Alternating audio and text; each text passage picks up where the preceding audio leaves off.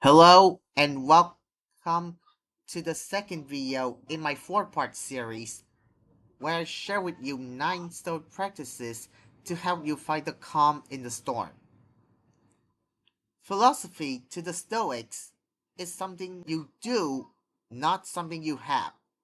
It's an ascesis, a practice that never ceases. Last time, we showed you the first stage of Stoic practices, the foundation stage. If that stage is understanding what you need to know, today's stage, practice, is while putting it into practice.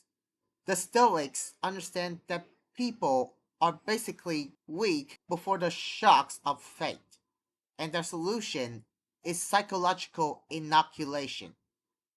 By giving themselves small and controlled doses of hardships, we can build immunity to fear and weakness.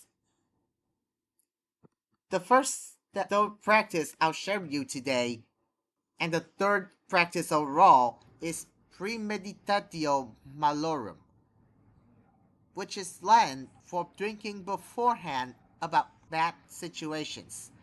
This is a mental practice about preparation. Seneca has written a lot about this. He reminds us that we usually are more afraid than hurt, and we are poor from imagination more than from reality. Our fears are not from the events themselves, but from how surprised they are. Whoever could predict a hit, wrote Seneca, that person reduces its powers when it comes. This practice is not to be confused with anxiety. Anxiety is passive and uncontrolled. It's your mind swirling with the what ifs. Premeditation is methodic and active. It's sitting down and making a drill of your own actions. For example, alright, the worst case scenario is I'm fired. What if that happens? Firstly, reconsidering my finances. 2, update my CVs. 3, contact 3 people in my network. It will be challenging, but it's possible. That's it. By making failure drills in your head, you take away its strongest weapon, its surprise. You are already there. If and when it actually happened, you already have planned to start doing. The second Stoic practice today, and the fourth overall, is practice misfortune.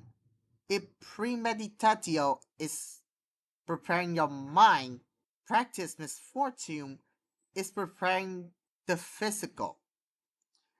Is intentionally bring hardships into your own lives. In his 18th letter, Seneca gives this advice to his friends. Take some days out to be content with the cheapest food and the roughest clothing. Lean your back on the hard floor instead of your luxurious bed. And why would we do this? When you actually do it, you can ask yourself, is this what we are used to being afraid of? We are currently living in an unprecedented era of comfort, and that makes us become weak. Seneca calls comfort the worst slave because you're always afraid that it will be taken away. By willingly showering in cold water in the morning, start for a day, or sleep on your floor, we are training our mind and body 3 things. Number 1, resilience. We realize that we're stronger than we thought and that we can endure hardships. Number 2, gratitude. After sleeping on the floor, your bed feels more expensive, and we stop taking our comforts for granted. And number 3 is fearsay. We set up a trade deal with poverty. We learn that even when we lose everything, we will still be fine.